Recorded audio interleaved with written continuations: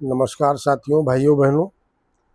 आज मुझे अचानक आपको बगैर सूचना दिए आपसे बात करने के लिए आना पड़ा, क्योंकि 2 दिन से मैं देख रहा हूँ कि तमाम कुछ लोगों ने एक आरक्षण हटाने की मुहिम चलाने का अभियान चला रखा है।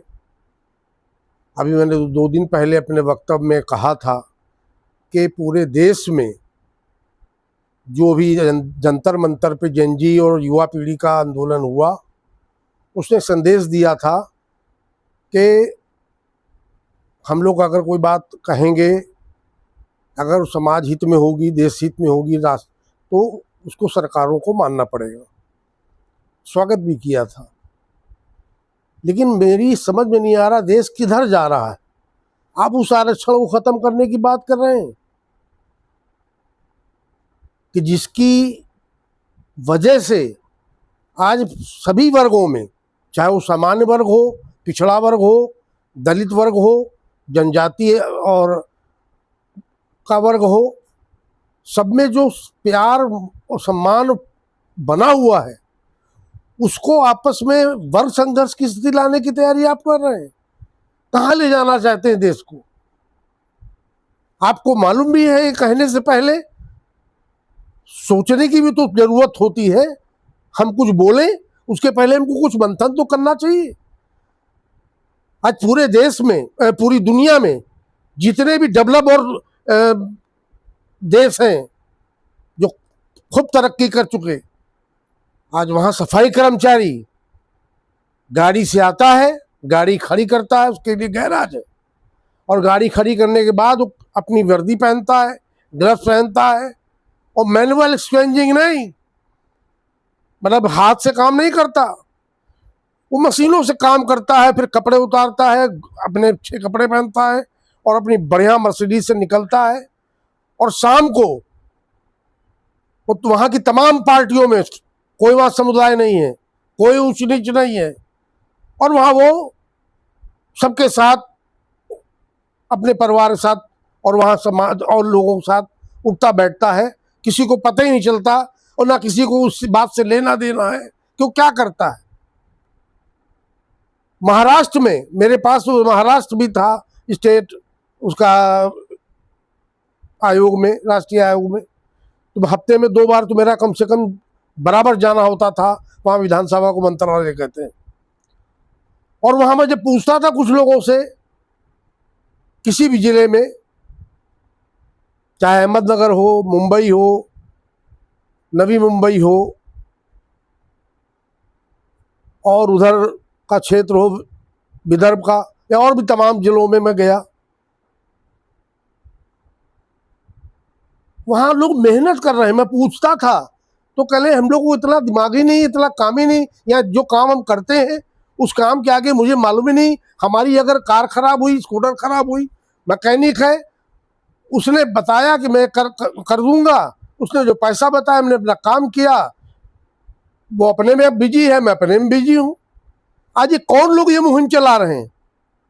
संविधान की जो व्यवस्था है संवैधानिक, ये किसी की देन नहीं है, किसी की कृपा नहीं है। ये जो संविधान लागू हुआ तो उसको सबने मिलके बनाया था। बाबा साहब तो हमारे उसके मुख्य कर्ता धर्ता थे, हजारों लोगों ने मिलकर बनाया था, क्योंकि वो परिस्थितियां ऐसी थी कि पानी पीने को नहीं मिलता था कुएं में, नाव बाल नहीं बनाता था, जो मैंने कहा, दाढ़ी नहीं काटता था, होटल में चाय हमको गिलास में नहीं मिलती थी। एक तो ये परिस्थिति थी।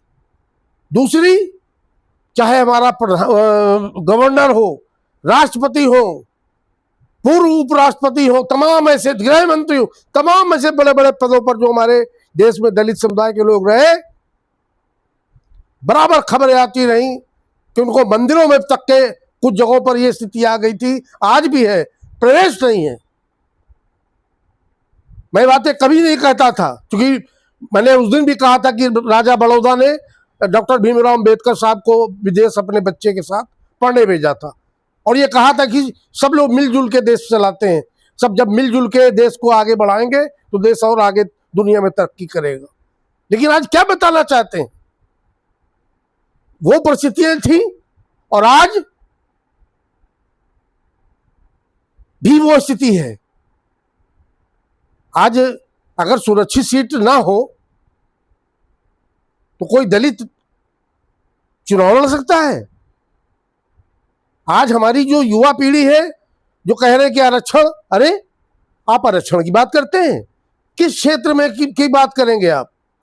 होटल हम चला नहीं सकते, व्यापार करने के लिए पैसा नहीं है, नौकरी का एक सहारा है, और वो नौकरी आप विदेशों के वेतन पता कर लीजिए कि वहां के लोगों को क्या वेतन मिलता है।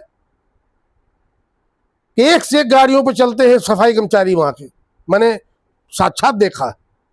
और यहां हम लोग मेहनत कर रहे हैं, जोर लगा रहे हैं, सारे हमारे साथी सभी वर्गों की बात उठाते हैं, हमारे जितने भी दलित भाई, कि इनको बहुत कम वेतन मिलता है, 8,000 9,000 रुपए मात्र अब मिलने लगा। तो 8-9 हजार में हम उच्च शिक्षा में अपने बच्चों को भेज पाएंगे? ये कहना कि वो नंबर कम लाते हैं और हम नंबर ज्यादा लाते हैं, ये नंबरों की लड़ाई नहीं है देशवासियों। ये पूरे देश को कुछ लोग साजिश करके, अब अभी तक तो हिंदू मुस्लिम करते थे, अब हिंदुओं में आपस में लड़ाने की जो साजिश कुछ लोग, कुछ तकनीकी लोग कर रहे हैं, ये देश का दलित, पिछड़ी जाति का और जनजाति का व्यक्ति कभी बर्दाश्त नहीं करेगा। ये साजिश चलती ही रहती है। अभी हमारा देखिए यूट्यूब पे मैंने इंटरव्यू दिया था, और उत्तर प्रदेश की मुख्यमंत्री 2007 में बहन सुश्री मायावती जी थी, उनका भी इंटरव्यू था उसी एपिसोड में, कि देश में IIT, IIM और भी जितने उच्च तकनीक संस्थान हैं, सेंट्रल के केंद्रीय विश्वविद्यालय, तमाम 47 इंस्टीट्यूट थे सेंट्रल गवर्नमेंट के, बड़े बड़े उच्च वर्ग के जो पद थे, A ग्रेड के, A श्रेणी के, उनको खत्म करने की साजिश की जा रही थी। राज्यसभा में बिल पास हो गया था, लोकसभा में 2 दिन बिल पास हो जाता तो उच्च वर्गों में, जो उच्च संस्थानों में या उच्च A श्रेणी के पद हैं, वो हमसे आज से 20 साल पहले ही छिन जाते। इसको हम लोगों ने पूरे देश में आंदोलन किया और सारे दलितों ने मिलके, और उसको हम लोगों ने रोका। आज ये क्या हो रहा है देश को? ये कौन लोग हैं? देश को किधर ले जा रहे हैं? अरे सब मिलके देश को आगे बढ़ाने की बात कीजिए। आज क्या मतलब आप ये चाहते हैं कि बनिया की दुकान जो है वहां बनिया ही जाए, दलित अपनी दुकान खोल ले, वहां दलित केवल जाए, डॉक्टर जो है वो दलित हो, उसी के पास इलाज कराने दलित जाए, ब्राह्मण के पास केवल ब्राह्मण जाए? ये कहां, किस तरफ देश को ले जा रहे हैं? अरे कुछ कहने से पहले सोचने की जरूरत है।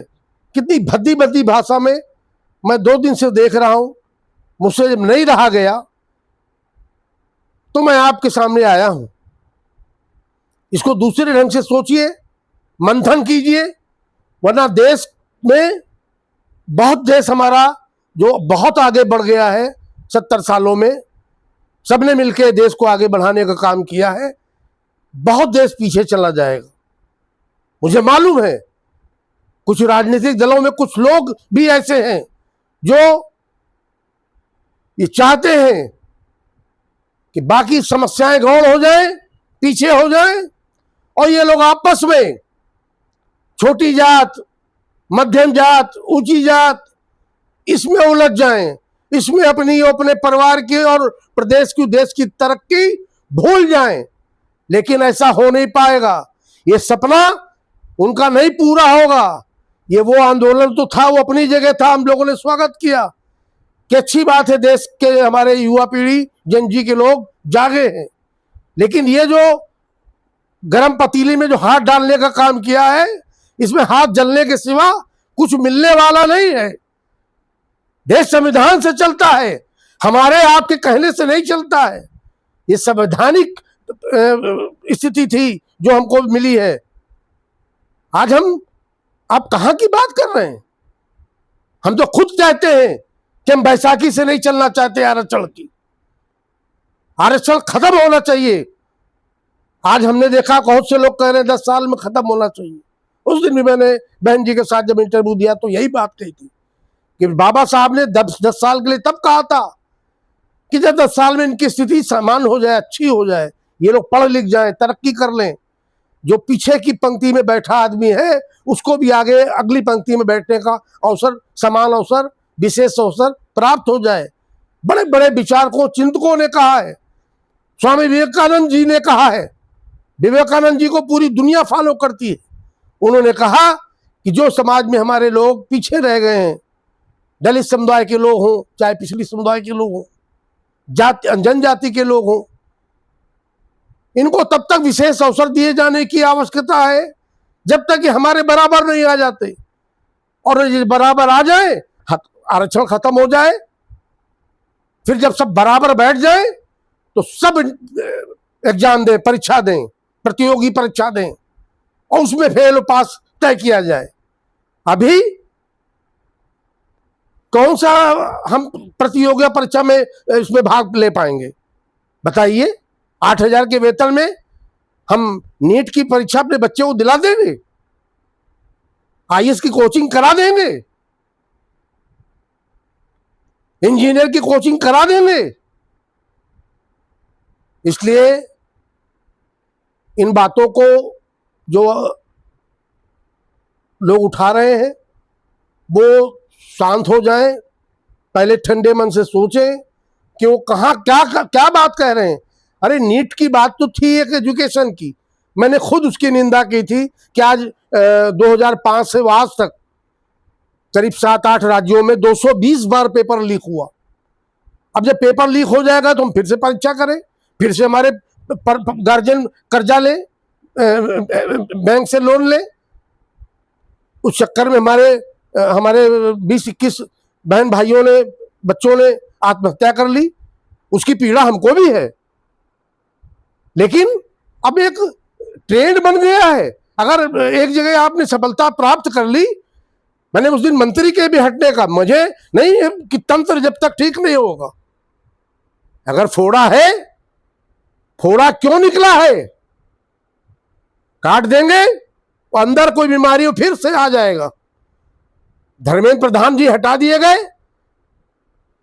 तो उनके हटा देने से क्या, जो तंत्र है, ये जो कॉपी बना के बेचते थे, पूरा पूरा पेपर छप जाता था कि क्वेश्चन नंबर 17 सी में जो सवाल है वही जो क्वेश्चन पेपर में था, वही सवाल और उसका जवाब भी जो बिकता था मार्केट में, पूरा पूरा पेपर। आज से नहीं, ये 2010 और 15 से। ये बहुत बड़ा नेटवर्क है। एक व्यक्ति के हट जाने से, हाँ ठीक है, थोड़ी देर के लिए हमको शांति मिल गई कि वो उसके मुखिया थे विभाग के, उनको जिम्मेदारी, अकाउंटेबिलिटी है, जिम्मेदारी लेनी चाहिए थी। लाल बहादुर शास्त्री जी भी तो थे, प्रधानमंत्री भी रहे, रेल मंत्री भी रहे। एक दुर्घटना हो गई, इस्तीफा दे दिया। ऐसे भी तो हमारे नेता हैं कि रफी अहमद किदवाई केंद्रीय मंत्री थे, इसी हमारे उत्तर प्रदेश बाराबंकी के, कि केंद्रीय मंत्री थे और खत्म होने के बाद कफन के पैसे उनके घर में नहीं थे। ऐसे ईमानदार लोग भी हैं इस देश में। देश सबको मिलाकर बना है।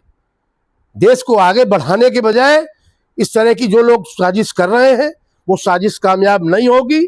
और अगर ऐसा सोचने का भी संकल्प किसी भी आज की सरकार ने या आने वाली सरकार ने या किसी राज्य में भी अगर सोचने का भी किसी ने काम किया तो लाखों करोड़ों दलित, पिछड़ी जाति, जनजाति का आदमी सड़कों पे मरने मिटने के लिए तैयार हो जाएगा। क्योंकि आरक्षण कि बैसाखी से हम नहीं चलना चाहते, लेकिन मेरा अक्षर जब तक के नहीं खत्म हो सकता, जब तक के आज हमारी दशा आपने देखी है जानकारी आपको।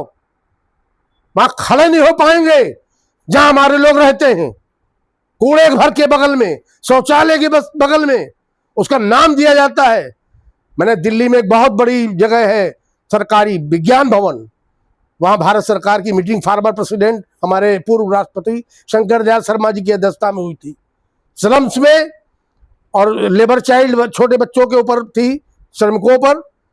और वहाँ बढ़िया एयर कंडीशन हॉल है विज्ञान भवन में, वहाँ कॉफ़ी आई, बिस्कुट आए और वहाँ सब बड़ी बड़ी बातें कर रहे थे। जब मुझे बोलने का अवसर मिला तो मैंने बात कही कि बात कर रहे हैं स्लम्स पे, बात कर रहे हैं मलिन बस्ती पे, और यहाँ इसमें एसी के हॉल में चाय और कॉफ़ी के साथ आप बात कर रहे हैं। अरे उनकी पीड़ा को देखो, वहां जाके कैंप लगाओ। क्या 12 साल का 14 साल का बच्चा होटलों पे गिलास धोता है, आपके झूठी बर्तन थाली उठाता है और तब अपने घर पे 10, 20, 50 रुपए ले जाता है। मुझे खुशी है कि आज हमारे गृह मंत्री जी ये दावा कर रहे हो, शायद सत्य भी हो, कि जितने भी नक्सलाइज मूवमेंट में लोग थे सबने हाथ समर्पण कर दिया। मैं भी जाता था, बहुत जगह गया, मैंने वहां भी वो देखा कड़वा सच। जो लोग आज टीवी वाले, जिसको आजकल गोदी मीडिया कहा जा रहा है, आज लोग टीवी पे देखना नहीं पसंद करते हैं न्यूज। क्यों ऐसी स्थिति आ गई? क्यों सोशल मीडिया पे लोग अपनी बात कहना पसंद कर रहे हैं? केवल इसीलिए कि सच को नहीं दिखाते हैं जो दिखाना चाहिए। मैंने देखा वहां पर नक्सली जो थे 200-200 रुपए में अपने छोटे बच्चों को, जो 2 दिन का, 5 दिन का, 10 दिन का होता था, उसको बेच देते थे। तो मैंने कहा ये क्यों करते हैं? इसके आर्गन बेच लेंगे ये लोग, दलाल लोग। तो उन लोगों ने कहा साहब हम लोग इसलिए करते हैं कि कम से कम 20 दिन और 30 दिन पकवान नहीं, आलू और रोटी तो खा के बाकी हमारे 10 लोग तो जिंदा रह लेंगे। और मुझे उन्होंने जहर बुझा, तीर कमान दिया था। उन्होंने कहा था कि नया नहीं देंगे, पुराना देंगे, शुभ होता है हम लोगों में, आदिवासियों में। और उसको लेकर जब मैं एयरपोर्ट उतरा था दिल्ली में, तो वहाँ तमाम अलग अलग स्टेट की और अलग अलग एयरलाइंस की एयर होस्टेस, तो तमाम माँ के लोग थे, सब हंसने लगे, कहे आप ये क्या लेके जा रहे हैं? तो मैंने कहा मैं नाटक मंडली में काम करता हूँ, वहीं गया था तो लौट रहा हूँ। और उसको मैंने अपने कच्छ में भी लगाया था, करीब 15 साल वो लगा रहा, लेकिन लकड़ी धीरे धीरे गल गई। तो मैंने देखा है, आप जाके इन लोगों की, आदिवासियों की, दलितों की स्थिति तो देखिए, उसका आकलन तो कीजिए, पुनर्मूल्यांकन तो कीजिए, खत्म कर दीजिए आरक्षण। अगर ये बीमार नहीं है, अपने बच्चों का इलाज, अपने माता पिता का इलाज नहीं करा पा रहे, पढ़ा नहीं पा रहे, रहने का ठिकाना नहीं, झुग्गी झोपड़ी में रह रहे, सपना है कि एक 10 बाई 10 का एक कमरा होगा। 32 साल की उम्र तक मैं स्वयं 5 रुपया किराया था, क्योंकि बहुत पुराने समय से किराया था, 5 रुपए के किराए के मकान में था। ये मालूम है आपको कि हमारे तमाम अधिकारी वो तो नहीं कह पाएंगे सामने जनता से या देशवासियों से, बड़े बड़े पद पे आने के बाद भी वो जब ज्वाइन करने पहुंचते थे तो उनको कोई मकान नहीं देता था, जबकि किराया जो मांग रहे हैं वो देने के लिए तैयार हैं। वो नहीं देते थे कि नहीं भाई ठीक है, शाम को आइएगा, कल आइएगा, परिवार से बात कर लें। और जब दूसरे दिन गए तो कह लें वो हमारे भाई ने, हमारे चाचा ने किसी और को किराया दे दिया। मतलब मकान नहीं मिलता था, नहीं मिलता है किराए का। तो दलितों की स्थिति को एक हम मानते हैं कि कुछ दलित बहुत आगे बढ़ गए। अगर 10% लोग बढ़ गए तो ये भी तो देखिए कि 10 लाख लोग बहुत पीछे हैं। उन 10 लोगों की तरक्की को देखकर 10 लाख का हम मूल्यांकन निर्णय दे दें, ये कहाँ का न्याय है?